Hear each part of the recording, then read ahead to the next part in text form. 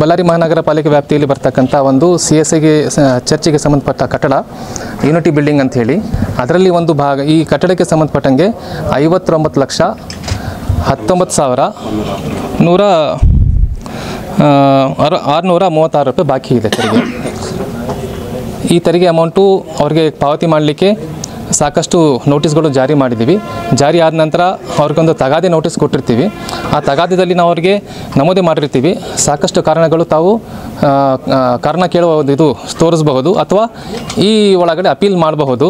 ಇಲ್ಲದಿದ್ದಲ್ಲಿ ನಾವು ತಮ್ಮ ಆಸ್ತಿಗೆ ಸೀಸ್ ಮಾಡ್ತೀವಿ ಅಂತ ಹೇಳ್ತೀವಿ. ಆ ಸೀಸ್ ಮಾಡೋ ಟೈಮಲ್ಲಿ ಈಗ ಅವರು ಪಾವತಿ ಮಾಡಲಿಕ್ಕೆ ರೆಡಿ ಇದ್ದರೆ ನಾವು ಅವ್ರಿಗೆ ಡಿಮ್ಯಾಂಡ್ ಡ್ರಾಫ್ಟ್ ಕೊಟ್ಟರೆ ಹೀಗೆ ಇದು ಹೋಗ್ತೀವಿ, ವಾಪಸ್ ಹೋಗ್ತೀವಿ. ಇಲ್ಲಿದ್ದಲ್ಲಿ ಮತ್ತೆ ಅವ್ರಿಗೆ 7 days ನೋಟಿಸ್ ಜಾರಿ ಮಾಡ್ತೀವಿ. ಎಲ್ಲ ಇನ್ವೆಂಟ್ರಿ ತೊಗೊಂಡು ಏನೇನೆಲ್ಲ ನಾವು ಸೀಸ್ ಮಾಡಿದ್ವಿ, ಜಪ್ತಿ ಮಾಡಿದ್ವಿ ಅಂತ ಹೇಳಕ್ಕೆ ಇನ್ವೆಂಟ್ರಿ ತೊಗೊಂಡು ಅವ್ರ ಸಮಕ್ಷಮದಲ್ಲಿ ಅವ್ರಿಗೆ ಒಂದು ಕಾಪಿ ಕೊಟ್ಬಿಟ್ಟು ನಾವೊಂದು ಕಾಪಿ ತೊಗೊಂಡು ನಂತರ ಅವ್ರಿಗೆ ಒಂದು 7 days ಮತ್ತೆ ಅವಕಾಶ ಇದೆ. ನೀವು ಈ 7 days ಒಳಗಡೆ ನೀವು ಪಾವತಿ ಮಾಡಿದ್ದಲ್ಲಿ ನಾವು ನಿಮ್ಮ ಆಸ್ತಿಯನ್ನು ಸೀಜರ್ನ ಓಪನ್ ಮಾಡ್ತೀವಿ ಅಂತ ಹೇಳಿರ್ತೀವಿ. ಎಸ್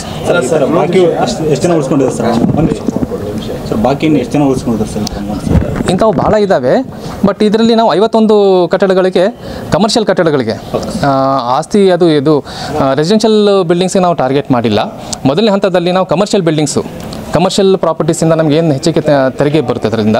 ಸೊ ಅದರಿಂದ ನಾವು ಫಸ್ಟ್ ಟಾರ್ಗೆಟ್ ಮಾಡೀವಿ. 51 ಕಟ್ಟಡಗಳಿಗೆ ಈಗಾಗಲೇ ತಗಾದೆ ನೋಟಿಸನ್ನು ಜಾರಿ ಮಾಡಿದ್ದೀವಿ. ಕೆಲವೊಂದು 51 ಕಟ್ಟಡಗಳು ಅಮೌಂಟ್ 17,63,00,000 ಇದೆ ಈ 51 ಕಟ್ಟಡಗಳಿಂದ. ಸರ್, ಏಕೈಕ 6 ವರ್ಷದಿಂದ ಸುಮ್ಮನಿದ್ದ ಮಹಾನಗರ ಪಾಲಿಕೆ ಈಗ ಹೇಗೆ ಸರ್? ಆ ಥರ ಏನಿಲ್ಲ. 6 ವರ್ಷದಿಂದ ಸುಮ್ಮನೆ ಇದೆಯಲ್ಲ ಸರ್? 6 ವರ್ಷದಿಂದ ಸುಮ್ಮನೆ ಅಂತ ಇದಿಲ್ಲ. ಹಂತವಾಗಿ ಇಲ್ಲ, ಹಂತವಾಗಿ ಮಾಡ್ಕೊಂಡು ಹೋಗ್ಬೇಕು. ಅದಕ್ಕೆಲ್ಲ ಸಿದ್ಧತೆಗಳು ಮಾಡ್ಕೋಬೇಕು. ಆಮೇಲೆ ಸಿಬ್ಬಂದಿಗಳು ಇರಬೇಕು. ಇವೆಲ್ಲ ಸಮಸ್ಯೆ ಅಡೆತಡೆಗಳು ಇರ್ತವೆ.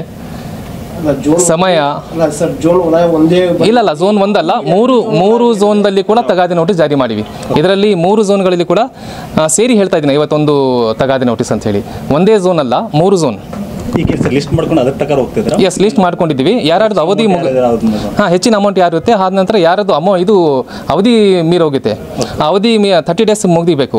30 days ಆದ ನಂತರ ಹೋಗ್ತೀವಿ ಟಾರ್ಗೆಟ್ ಮಾಡ್ಕೊಂಡು. ಸರ್, 1 ಕೋಟಿಗಿಂತ ಹೆಚ್ಚು ಕೆಲವರು ಉಳಿಸ್ಕೊಂಡಿದ್ದಾರೆ ಅಂತ ಹೇಳ್ತಿದ್ದಾರೆ ಸರ್. ಆ ಬಗ್ಗೆ ಇದ್ದಾವೆ. ಅದೇ ಹಂತವಾಗಿ ಯಾರ್ದು ಹೆಚ್ಚಿಗೆ ಅಮೌಂಟು ಜೊತೆಯಲ್ಲಿ ನಾವು ನೋಟಿಸ್ ಪೀರಿಯಡ್ 30 days ಮೀರಿದ ನಂತರ ಅಂಥವ್ರನ್ನ ಜಪ್ತಿ ಮಾಡ್ತಾ ಇದ್ದೀವಿ. ಸೀಲ್ ಮಾಡಿದ ಮೇಲೆ ಪ್ರೊಸೀಜರ್ ಹೋಗಿ 7 days ಟೈಮ್ ಕೊಡ್ತೀವಿ, ಮತ್ತೆ ಒಂದು ನೋಟಿಸ್ ಜಾರಿ ಮಾಡ್ತೀವಿ. ಈ 7 days ಒಳಗೆ ತಾವು ಪಾವತಿ ಮಾಡಲಿಕ್ಕೆ ಅವಕಾಶ ಕೊಟ್ಟಿರ್ತೀವಿ. ತಾವು ಪಾವತಿ ಮಾಡಬಹುದು. ಇಲ್ಲಿದ್ದಲ್ಲಿ ನೆಕ್ಸ್ಟ್ ಆಕ್ಷನ್ ಮಾಡ್ತೀವಿ ತಮ್ಮ ಕಟ್ಟಡವನ್ನು ಅಂತ ಹೇಳಿರ್ತೀವಿ ಅವ್ರಿಗೆ. ಬಳ್ಳಾರಿಯ ನಿರಂತರ ಸುದ್ದಿಗಾಗಿ ಬಳ್ಳಾರಿ ಬೆಳಗಾಯಿತು ಚಾನೆಲ್ನ ಸಬ್ಸ್ಕ್ರೈಬ್ ಮಾಡಿ ಹಾಗೂ ಬೆಲ್ ಐಕಾನ್ ಒತ್ತಿ.